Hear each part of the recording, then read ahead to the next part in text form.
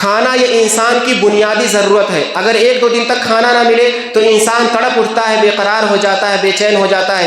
2 دن تک لگاتار اس کو کھانا نہ ملے، اس کے پاس کھانے کا کوئی ذریعہ نہ ہو، اس کے بعد کوئی آدمی اس کے پاس کھانا لے کر کے آئے تھوڑا سا، تو وہ جو کرنے کو کہے آدمی وہ کرنے کو تیار ہو جائے گا. اور کھانا اس کو مجھے کسی طریقے سے کھانا کھلا دو، پھر تم جو بولو گے میں کرنے کو تیار ہوں. یعنی بھوک آدمی برداشت نہیں کر سکتا ہے، کھانے کے بدلے اس سے کچھ بھی کروا لو وہ کچھ بھی کرنے کو تیار ہو جائے گا. اسی لیے تو آج آدمی اسی پیٹ کو بھرنے کے لیے آدمی دنیا میں مگن ہے، کما رہا ہے، کھا رہا ہے، اور اللہ تعالیٰ کے شکر گزار بندہ بننے کو تیار نہیں ہے. تو یہ بھوک جو ہے وہ انتہائی سخت بات ہے، آدمی برداشت نہیں کر سکتا ہے. اور آدمی کھانے کو لذیذ طور پر بنا کر کے کھاتا ہے، الگ الگ انداز میں کھاتا ہے، ایک ہی کھانے کو کئی ڈش میں بنا کر کے کھاتا ہے. یہی کھانا اگر ذرا سا اس میں نمک تیز ہو جائے تو آدمی کے حلق سے نہیں اترتا، ذرا سا نمک کم ہو جائے تو اس کو آدمی کھانا گوارا نہیں کرتا ہے، ذرا سے کھانا جل جائے تو آدمی اس کو کھا نہیں سکتا ہے، ذرا سا اگر یہ کھانا 1-2 دن پرانا ہو جائے، باسی ہو جائے تو آدمی اس کو پھینک دیتا ہے، تازہ کھانا کھاتا ہے. تو ذرا سوچئے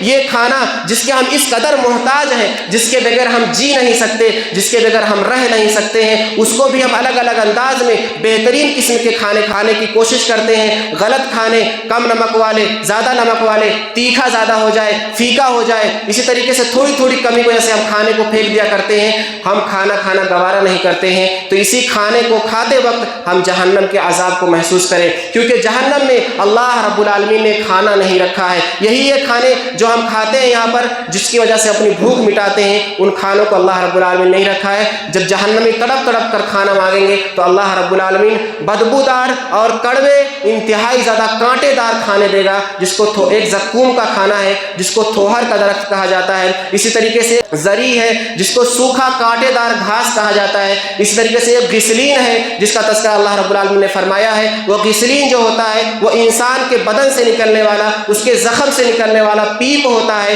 جو اس کے خون کے بعد نکلتا ہے، انتہائی گندا پانی ہوتا ہے، جس کو آدمی دیکھ کر کے گھن کرتا ہے، وہی اللہ رب العالمین کھانے کو لے دے گا. تو ذرا تصور کیجئے کہ یہاں ہم تھوڑے کم نمک والے کھانا نہیں کھا پاتے ہیں، زیادہ نمک والا کھانا نہیں کھا پاتے ہیں، ذرا سا کھانا جل جائے تو وہ نہیں کھا پاتے ہیں، ذرا سا 1 دن پرانا ہو جائے وہ نہیں کھا پاتے ہیں. تو کیا ہم اپنے زخموں کا دھون پیپ کھا سکتے ہیں؟ کیا کانٹے دار درختوں کو کھا سکتے ہیں؟ اللہ رب العالمین فرماتا ہے ان شجرۃ الزقوم، بے شک زقوم کا جو درخت ہے، طعام الاثیم، یہ گنہگاروں کا کھانا ہوگا. اور اسی زقوم کے بارے میں اللہ کے رسول صلی اللہ علیہ وسلم نے فرمایا اگر یہ زقوم کا ایک قطرہ دنیا میں پھینک دیا جائے تو دنیا کی زندگی کی ساری معیشت تباہ ہو جائے، انسان کی زندگی کی ساری معیشت برباد ہو جائے. اس قدر کڑوا ہے، اس قدر زہریلا ہے. تو اس کھانے کو ہم کیسے کھائیں گے؟ تو اس کو تصور کیجئے، جب بھی ہم ناشتہ کرتے ہیں تو جہنم کو ضرور یاد کر لیا کر لیں، جب بھی ہم دوپہر میں کھانا کھاتے ہیں تو جہنم کو ضرور یاد کر لیا کریں، رات میں جب کھانا کھاتے ہیں تو جہنم کو ضرور یاد کر لیا کریں.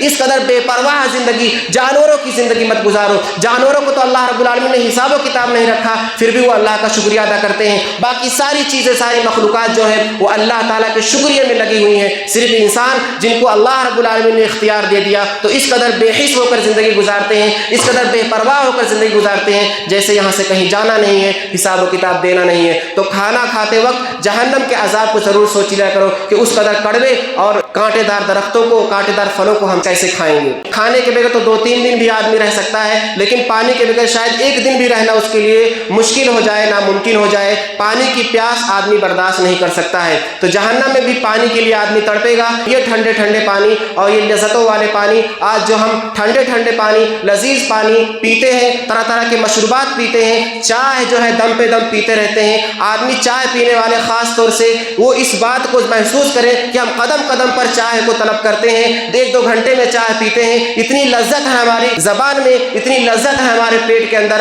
کہ ہم بار پانی کو طلب کرتے ہیں، طرح کی مشروبات کو طلب کرتے ہیں. تو کیا جہنم یاد نہیں آتا آپ لوگوں کو؟ کیا جہنم کے اس دردناکی کو یاد نہیں کرتے جب اللہ رب العالمین زخموں کے دھون کو پینے کے لیے دے گا، انتہائی زیادہ کھولتا ہوا پانی پینے کے لیے دے گا کہ انسان کی اتڑیاں باہر نکل جائیں، تو وہ کیسے ہمارے حلق سے اترے گا؟ آدمی اس کو پی نہیں سکتا ہے، زخموں کے دھون کو پی نہیں سکتا ہے. جہنمیوں کے جو پسینے بہتے ہیں، اللہ رب العالمین نے وہ پسینہ پینے کے لیے رکھا ہے کہ جو جہنمیوں کا پورا پسینہ انتہائی بدبودار، انتہائی گھناؤنا ہوگا، وہی اللہ رب العالمین کو پینے کے لیے دے دے گا کہ اسی کو پیو. تو پانی پیتے وقت जहन्नम को ज़रूर याद किया करें। सहाबे कराम इसी खाने को देख करके रोया करते थे। खाना खाते वक्त उनकी आंखों से आंसू आ जाया करते थे कि आज हम तरह तरह के लजीज खाने खाते हैं, जहन्नम में यही चीज़ें मिलने वाली नहीं हैं और हम इसके मोहताज हैं। तड़पेंगे तो बदबूदार कांटेदार खाना ही खाना पड़ेगा और वो हमारे हलक से उतरने वाला नहीं है। इसी तरीके से पानी जो है, सहाबे कराम पानी को देख करके रो दिया करते थे। हम लोग पानी को पीते हैं, ज़ाय करते हैं, तरह तरह के मशरूबात पीते हैं, लेकिन अल्लाह रब्बुल आलमीन को याद नहीं करते हैं। तो पानी पीते वक्त भी आदमी जहन्नम को याद करे।